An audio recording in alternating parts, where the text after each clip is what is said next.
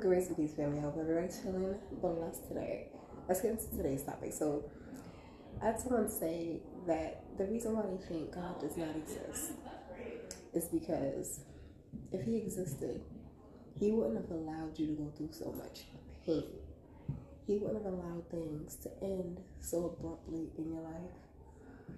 And God definitely wouldn't facilitate having things not turn out in your way. Everything would be perfect.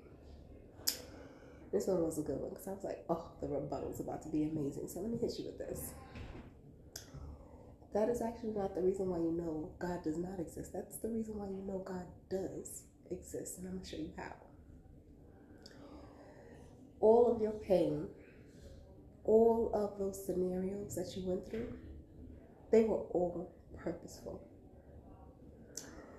Imagine being comfortable in a situation that you were never meant to be in. What would you do? You'd stay. You'd tell yourself it ain't that bad. You might even look at those things as a blessing.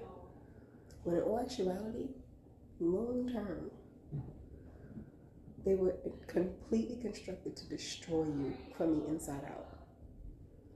That is that relationship that you stayed in because you needed housing, knowing that there was no love there.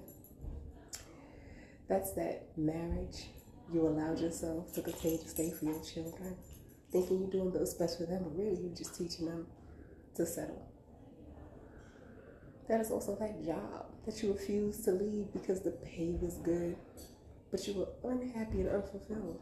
And had you stayed, you never would have learned that there was something better out there that you were not even interested in that.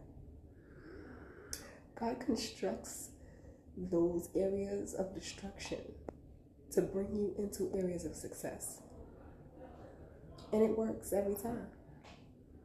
The only time you see those things not work is when you're fighting against what the Lord already had for you. When you fight against that destruction, you still trying to hold on to this relationship. You know it's supposed to end. You know that there's somebody out there that's better for you, that's champion for you. But you holding on to somebody else, you'll never find true happiness.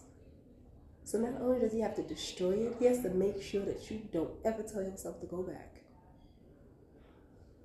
So that is proof God does exist. Because He will redirect you out of your own mess. Because He didn't allow you to get into that relationship, you did. He didn't allow you to take that job you hate, you did. These are choices you make. But God gives you the exit. He shows you how to get out. Anything that destroys was not meant for you. It was built on sand.